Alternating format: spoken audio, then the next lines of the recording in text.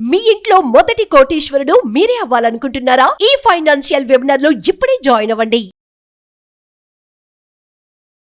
నమస్తే, welcome back to Suman TV. నేను మీ సంజయ్. ఈ రోజు మనతో పాటు ఉన్నారు యాంఫర్ రిజిస్టర్డ్ మ్యూచువల్ ఫండ్ డిస్ట్రిబ్యూటర్ మరియు చార్టర్డ్ వెల్త్ మేనేజర్ రమా రాజేష్ గారు. మ్యామ్తో మాట్లాడి కొన్ని విషయాలు తెలుసుకుందాం.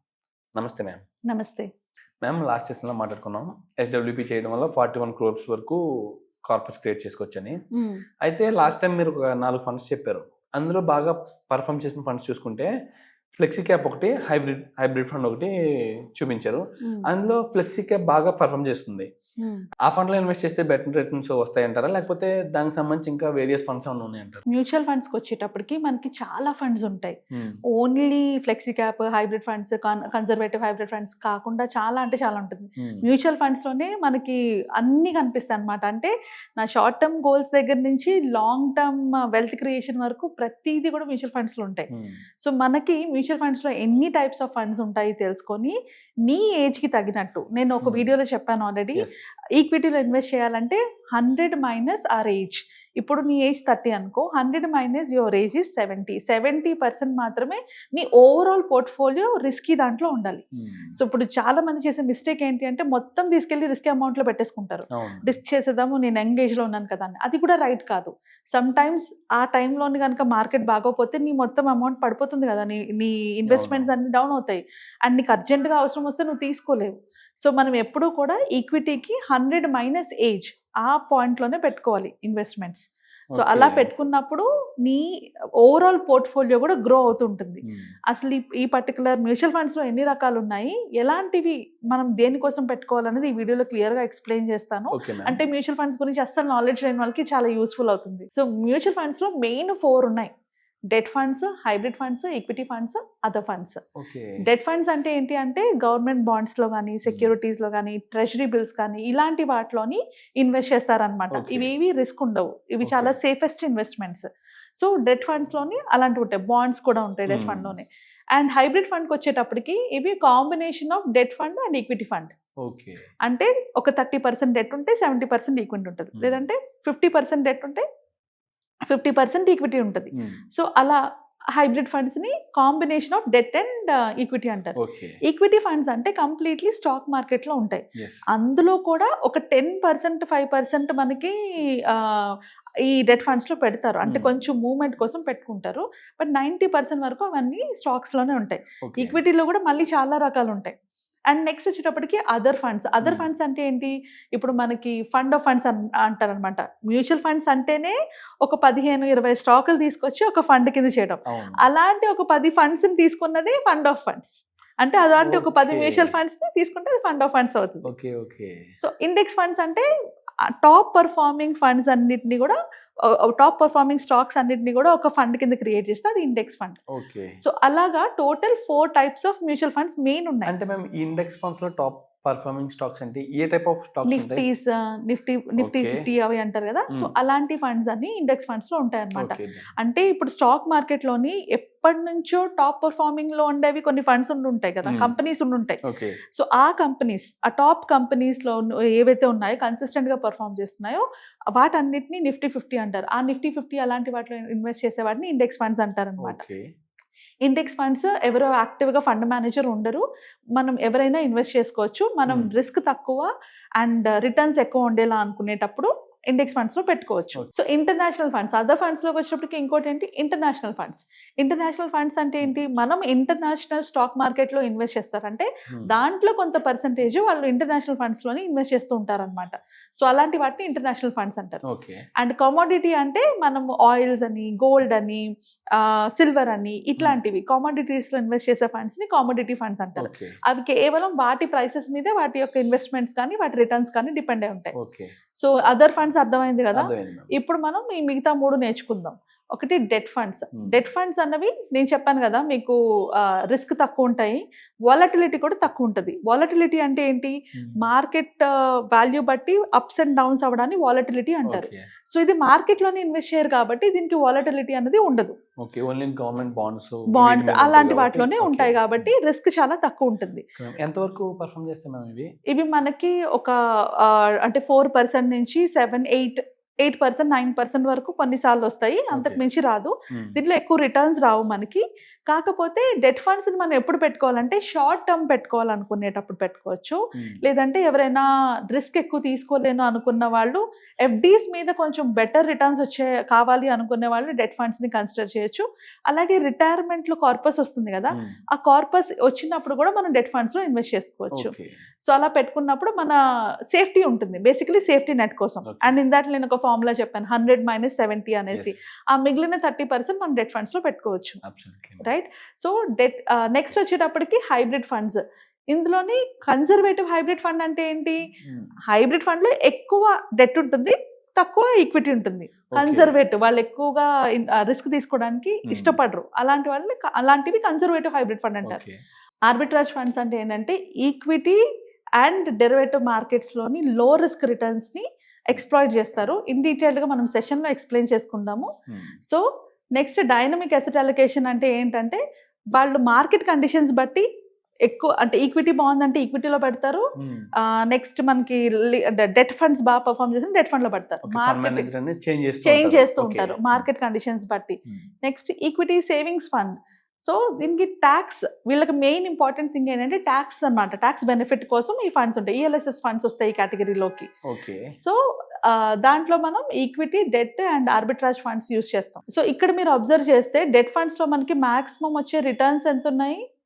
5.5 to 9% మాక్సిమం, అంతకు మించి రాదు. సో మనం దీన్ని ఎక్కువగా మనం చెప్పేది ఏంటి అంటే మాక్సిమం 5 years వరకు మాత్రమే డెట్ ఫండ్స్లో పెట్టుకోవాలి.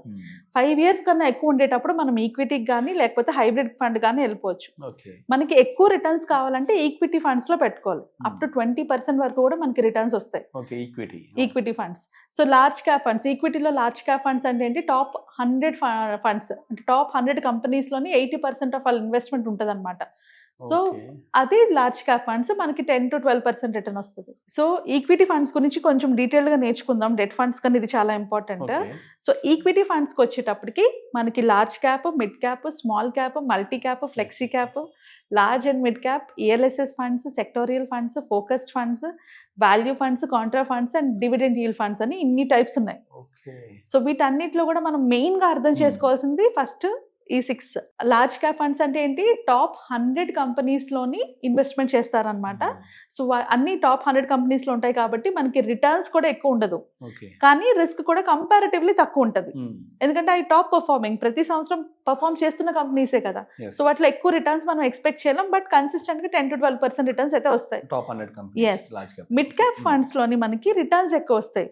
ఈ large cap, mid cap, small cap నీకు అర్థమయ్యేలా చెప్పాలి అంటే ఒక కాలేజ్లో తీసుకుందాం. కాలేజ్లోని టాపర్స్ ఉంటారు, మధ్యలో పర్ఫామ్ చేసే వాళ్ళు ఉంటారు, లాస్ట్ బెంచర్స్ కూడా ఉంటారు. సో టాపర్స్ ఎప్పుడూ టాప్లోనే ఉంటారు, వాళ్ళలో గ్రోత్ నీకు ఎక్కువ కనిపించదు, రైట్? నీకు గ్రోత్ ఎక్కువ ఎక్కడ కనిపిస్తుంది?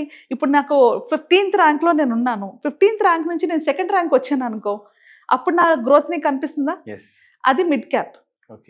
అంటే టాప్ 100 కాకుండా 101 నుంచి 150 కంపెనీస్లో ఉన్న వాటిలోని ఎక్కువ ఇన్వెస్ట్మెంట్స్ పెడతారనమాట. సో మనం కనుక మిడ్ క్యాప్లో పెడితే మనకి రిటర్న్స్ ఎక్కువ వస్తాయి, గ్రోత్ ఎక్కువ ఉంటుంది, రిస్క్ కూడా అలాగే ఉంటుంది. ఇప్పుడు నేను 15th ర్యాంక్లో ఉన్నాను, 2nd ర్యాంక్కి రావాలంటే ఎంత కష్టపడాలి? సో అది కూడా చాలా కష్టపడితేనే మనకు రిటర్న్స్, బట్ రిటర్న్స్ కంపల్సరీగా మంచిగా వస్తాయి. ఇంకా స్మాల్ క్యాప్ ఫండ్స్కి వచ్చేటప్పటికి నేను 25th, 26th ర్యాంక్లో ఉన్న వాళ్ళని నేను ఒకేసారి 3rd ర్యాంక్కి 4th ర్యాంక్ వచ్చినప్పుడు ఎలా ఉంటుంది? అలా అది అన్నమాట స్మాల్ క్యాప్ ఫండ్ అర్థం చేసుకోవడానికి. సో అంత ఇప్పుడు అర్థమైందా అంటే ఆ particular person 2nd rank, 3rd rank రావాలంటే ఎంత రిస్క్ ఉంటుంది, ఎంత కష్టపడాలి, బట్ పర్ఫార్మెన్స్ కూడా వాటిలోనే ఎక్కువ వస్తుంది. దాంట్లో రిటర్న్స్ ఎక్కువ ఉంటాయి, 14 to 18% ఉంటాయి. అంటే 250 కంపెనీస్ నుంచి కింద ఉన్న ప్రతి కంపెనీ వరకు జీరో, అంటే 250 నుంచి 500 వరకు ఉన్న కంపెనీస్ లో ఇన్వెస్ట్ చేస్తారు. టాప్ 250 నుంచి 500 లో. నెక్స్ట్ వచ్చేటప్పటికి మల్టీ క్యాప్ ఫండ్స్. వీళ్ళు ఏం చేస్తారంటే అన్ని క్యాప్స్ లోని కూడా, అంటే ఇది అది అనే ఉండదు, ఫండ్ మేనేజర్ డిసైడ్ చేస్తాడనమాట ఏ క్యాప్ బాగా పర్ఫామ్ చేస్తుంది అనేసి, దాంట్లోని ఇన్వెస్ట్ చేస్తూ ఉంటారు. Next flexi cap. Flexi cap లోని ఫిక్స్డ్ అలొకేషన్ ఉండదు. వాళ్ళు ఏంటంటే ఇక్కడ మల్టీ క్యాప్ లోని 25% ఒక్కొక్క దాంట్లో పెడతారు. లార్జ్ క్యాప్లో 25%, మిడ్ క్యాప్లో 25%, స్మాల్ క్యాప్లోని 25%. అదే ఫ్లెక్సీ క్యాప్కి వచ్చేటప్పటికి మనకి ఫిక్స్డ్ అలొకేషన్ ఉండదు, ఏది బాగా పర్ఫామ్ చేస్తుందో దాంట్లో మారుస్తూ ఉంటారు. సో ఇది కూడా అందుకే రిస్క్ ఎక్కువ. అండ్ నెక్స్ట్ వచ్చేటప్పటికి large and mid caps. Large cap లో ఎక్కువ రిటర్న్స్ రావట్లేదు, మనం లార్జ్ మిడ్ క్యాప్ లో కలిపి పెడితే ఎక్కువ రిటర్న్స్ వస్తాయి లేదా? ఎస్. సో అలా అన్నమాట. ఆ 35% ఉంటుంది ఇక్కడ, లార్జ్ క్యాప్ లో 35, మిడ్ క్యాప్ లో 35 రఫ్ గా. అదర్ స్టాక్స్ లో మిగతా Yes. 35. Okay ma'am. ఈఎల్ఎస్ఎస్ అనేది కంపల్సరిగా, వీటిని ట్యాక్స్ సేవింగ్ ఫండ్స్ అని కూడా అంటారు. వీటికి Hmm. కంపల్సరిగా 3 years లాక్ ఇన్ పీరియడ్ ఉంటుంది. ELSS funds. ఈఎల్ఎస్ఎస్ ఫండ్ మనం ఎక్కువ ట్యాక్స్ సేవింగ్ కోసం వచ్చిన వాళ్ళకి equity linked saving scheme fund చెప్తాము. ఈ ఈఎల్ఎస్ఎస్ స్టాక్ ఫండ్స్ లో ఏముంటాయి మ్యామ్? ఏ టైప్ బోత్ మనకి మోస్ట్లీ ఈక్విటీ ఇన్వెస్ట్మెంట్స్ ఉంటాయి, ప్లస్ డెట్ కూడా ఉంటుంది, and 3 years lock in period ఉంటుంది. అంటే 3 years లోపు మనం విత్డ్రా చేయలేం, చేస్తే మనకి అడిషనల్ ఛార్జెస్ పడతాయి, ఎగ్జిట్ లోడ్ పడుతుంది. అంటే మేము పర్టికులర్ రిటర్న్స్ అనేది ఏమన్నా ఉందా? అంటే ఎగ్జాక్ట్లీ ఇంత ఖచ్చితంగా ఇస్తుందని ఏమన్నా రిటర్న్స్ మనకి మినిమం 12 to 15% వరకు రిటర్న్స్ వస్తాయి బానే, దీనికి Okay. కూడా రిటర్న్స్ బానే వస్తాయి మనకి. ఓకే. ఓకే, నెక్స్ట్ థీమాటిక్, ఇది చాలా హై రిస్క్ బట్ ఎక్కువ రిటర్న్స్ కూడా దాంట్లోనే వస్తుంది. అంటే ఇప్పుడు పర్టికులర్ సెక్టర్ బాగా పర్ఫామ్ చేస్తుంది అనుకో, అంటే ఈ రైట్ నౌ ఐటీ సెక్టర్ బాగా పర్ఫామ్ చేస్తుంది అంటే ఐటీ సెక్టర్ లోని మనకి ఇన్వెస్ట్ చేసుకుంటే మనకి రిటర్న్స్ బాగా వస్తాయి. ఎందుకంటే Okay. ఇప్పుడు ఖచ్చితంగా మార్కెట్ లోని ఐటీ బాగానే పర్ఫామ్ చేస్తుంది కాబట్టి Only- రిటర్న్స్ వస్తాయి. అంటే అందులో ఒక పర్టికులర్ సెక్టర్ సంబంధించిన ఫండ్స్ మాత్రమే ఉంటాయి. అది ఓకే. ఆ స్టాక్స్ అన్ని అందుకే కలిపి ఒక సెక్టర్ fund ఫండ్స్. కింద. ఓకే. ఎస్, ఆ సెక్టార్ లోని ఆ ఫండ్స్ మీద ఉంటది కాబట్టి వాటిని సెక్టార్ ఫండ్స్ అంటారు అనమాట. Okay. Right, next focused fund. Focused fund ఏంటంటే వాళ్ళు టిపికల్ గా స్టాక్స్ ని పిక్ చేసుకుంటారు. ఒక 30 స్టాక్స్ ని అన్నిట్లోని ఏ బాగా పర్ఫామ్ చేస్తారని ఫండ్ మేనేజర్ పిక్ చేసుకొని అంటే ఒక థీమ్ లో వెళ్తారనమాట ఫండ్ మేనేజర్. ఇది కూడా రిస్క్ ఎక్కువే. స్మాల్ క్యాప్, మిడ్ క్యాప్ ఏదైనా ఆ సెక్టర్ స్టాక్స్ ఫండ్ మేనేజర్ చూస్ చేసుకుంటాడు అనమాట. ఈ పర్టికులర్ ఫండ్స్ బాగా పర్ఫామ్ చేసే ఛాన్సెస్ ఉన్నాయి అని.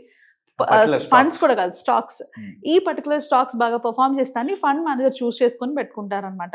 సో ఫోకస్డ్ ఫండ్స్ లో కూడా మనకి రిటర్న్స్ బాగా వస్తాయి, కానీ at the same time risk కూడా చాలా ఉంటుంది. అంటే ఆ ఫండ్ మేనేజర్ ఐడియాలజీతో మనం రన్ అవ్వగలిగితే, నేను కూడా ఆయన చెప్పినట్టు ఈ ఫండ్స్ లో బాగా పర్ఫామ్ అవుతుంది అని అనుకున్నప్పుడు నేను అందులో పెట్టుకుంటే నాకు బెనిఫిట్ ఉంటుంది. Okay. Next value funds. Value funds ఏంటంటే స్పెసిఫిక్ గా లాంగ్ టర్మ్ లో ఎలా గ్రోత్ ఉంది అన్న పాయింట్ లోనే వాళ్ళు ఇన్వెస్ట్ చేస్తారు. ఆ ఫండ్ మేనేజర్ ఐడియాలజీ ఇది కూడా. అంటే ఫండ్ మేనేజర్ ఏంటి, ఇప్పటికిప్పుడు ట్రేడింగ్ చేసి ఎక్కువ డబ్బులు కాదు, వీళ్ళకి లాంగ్ టర్మ్ లో ఎక్కువ రిటర్న్స్ ఇప్పించాలన్న ఐడియాలజీలో ఉన్న వాళ్ళు కాబట్టి అలాంటి స్టాక్స్ ని పిక్ చేసుకుంటారు. అంటే మంచి కంపెనీస్ ని వాళ్ళు సెలెక్ట్ చేసుకుంటారు, ఓకే. కానీ అంత పేషెన్స్ ఇన్వెస్ట్ చేసే ఇన్వెస్టర్ లో కూడా ఉండాలి.